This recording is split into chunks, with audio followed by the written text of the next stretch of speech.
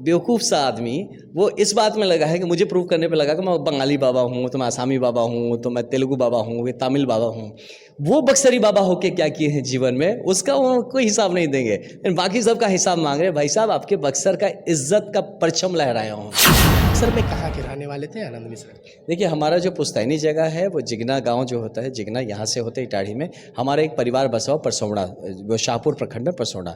मैं रहने वाला और वोटर हूँ बक्सर यहीं का 13 नंबर वार्ड में मुसाफिरगंज का, मुसाफिरगंज। तो मैं यहीं का रहने वाला हूँ। ठीक है, मैं पॉलिटिक्स समझता नहीं हूँ या पॉलिटिकल सेटअप नहीं समझता हूँ, और प्रैक्टिकली मैं जिले का 5 जिले का एसपी रहा हूँ यार, तो मैं पॉलिटिक्स और पॉलिटिशियंस को बहुत करीब से देखा है। बहुत सारे लोग ये भी कहते हैं कि आनंद मिश्रा को अभी राजनीति का ABCD पता नहीं है और राजनीति में उतर गया। तो जिनको पता है वो क्यों नहीं उतरे, ये पूछिए उनसे कि जिनको पता है वो क्यों नहीं उतरे। बक्सर का हालत इतने बड़े बड़े महानुभव होने के कारण आज ये क्यों है, ये समझाए। आनंद मिश्रा को फिर हम वोट किस लिए दे? अगर वो चुनाव जीतते हैं तो कौन से पार्टी के साथ जाते हैं? मैं वही कहूँगा कि आप अपने बच्चों के लिए वोट दीजिए ब्रदर, जिसको वोट देना अपने किस्मत के लिए वोट दीजिए। आनंद मिश्रा आपका काम कराने से मतलब है, वो कहाँ पे जाता है, किससे काम करा के ला के आपको काम देता है, आपका काम होना चाहिए। आप चाहते हैं कि नहीं इस पार्टी के नाम पे या उस पार्टी के नाम पे आप चुप जाके खाली MP बन के बैठ के ताली पीटते रहिए, वहाँ पे बैठ के वो करते रहिए, तो फिर तो आपका क्या डेवलपमेंट होगा। मुझे MP बना के आपका लाभ क्या हुआ? आपका काम होना चाहिए। ये मिल ही जाएगी मंजिल भटकते भटकते, गुमराह तो वो हैं जो कभी घर से निकले ही नहीं।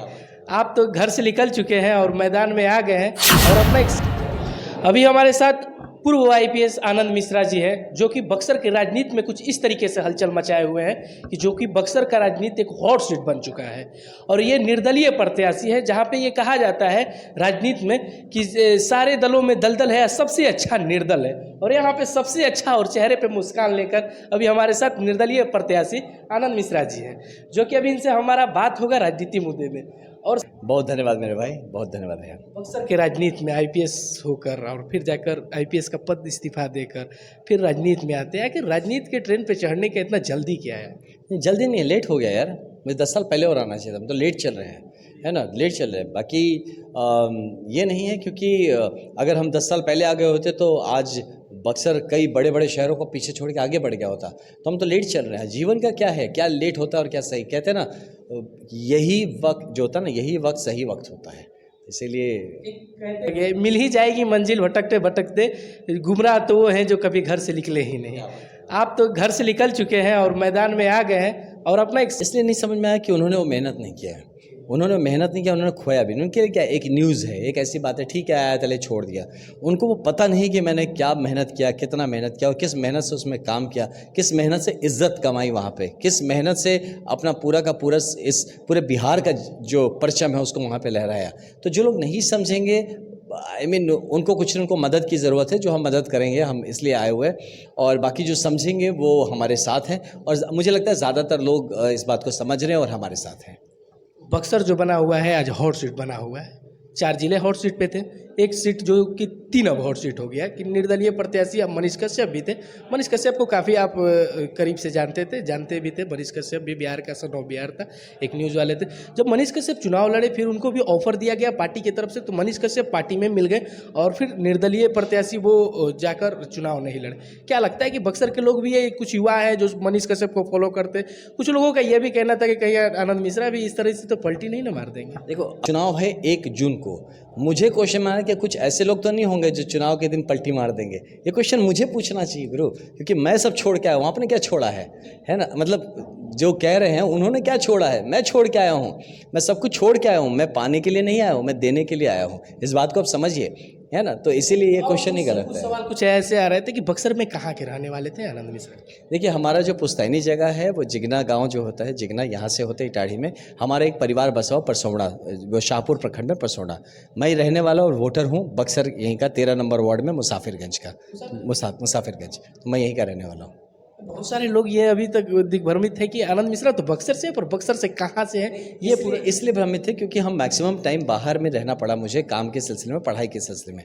और यही कुछ लोग बता मुझे, मैं एक देखा फेसबुक पोस्ट में कोई लिखता है कि बंगाली बाबा ऐसा करके कुछ लिखा था।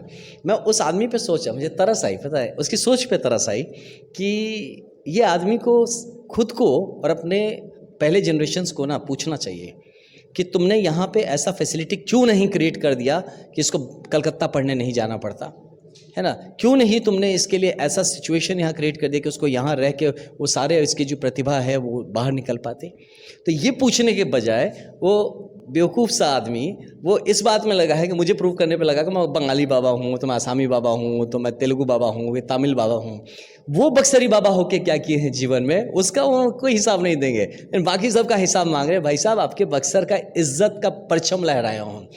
मेढक का कुआं मेढक में रह के उसको लगता है कि सबसे जो उस मेढक से बाहर निकल के गया है वो कहेगा ना भाई मैं क्यों, मेढक जो उस कुएं से कि भाई मैं उस कुएं का आदमी हूँ, लोग कहेंगे अरे बात सही है, वो कुआं तो बड़ा सही। तो ऐसे ऐसे लोग हैं यहाँ पे, तो यू कैनॉट मेढक से याद आया कि लोग कहते हैं कि चुनाव में बरसाती मेढक भी बहुत सारे आते हैं। बरसाती आते हैं, वो तो आपको बरसात जाने के बाद ही पता चलेगा। जाने के बरसात के बाद पता चलेगा बरसाती थे या नहीं थे। अभी तो जो बोलेगा बोलेगा ही, जिसको जो बोलना है बोलेगा। लेकिन इन सारे लोगों को मेरे बारे में अगर कोई बोलता है तो उनको ज़रूर खोज के निकालिएगा, पूछेगा कि भाई बरसात तो खत्म होगा, मेढक तो अभी भी है। राजनीति में अनुभव इतना कहाँ से लाते? नहीं, अनुभव इसलिए क्योंकि मैं डायरेक्ट पब्लिक वर्क्स में था ना। एक तो मैं पॉलिटिकल साइंस का स्टूडेंट हूँ, वैसा नहीं कि मैं पॉलिटिक्स समझता नहीं हूँ या पॉलिटिकल सेटअप नहीं समझता हूँ। और प्रैक्टिकली मैं जिले का 5 जिले का एसपी रहा हूँ यार, तो मैं पॉलिटिक्स और पॉलिटिशियंस को बहुत करीब से देखा है। बहुत सारे लोग ये भी कहते हैं कि आनंद मिश्रा को अभी राजनीति का ABCD पता नहीं है और राजनीति में उतर गए। तो जिनको पता है वो क्यों नहीं उतरे, ये पूछिए उनसे कि जिनको पता है वो क्यों नहीं उतरे। बक्सर का हालत इतने बड़े बड़े महानुभव होने के कारण आज ये क्यों है, ये समझाए तो है ना। तो जब कभी कभी कुछ चीज़ होता है ना जो बड़े बड़े नहीं करते तो बच्चा कर जाता है, तो वही बच्चा हूँ मैं जिसको सब कुछ ठीक करके चला जाऊँगा। देखते देखते आनंद मिश्रा बहुत सारे राजनीतिज्ञ हैं और बक्सर पे इनका झलक दिखा रहा है चेहरा का वो मुस्कान। सर, आज तो आपके चेहरे पे मुस्कान जो देखने को मिल रहा है, कहा जा सकता है कि सोने पे सुहागा।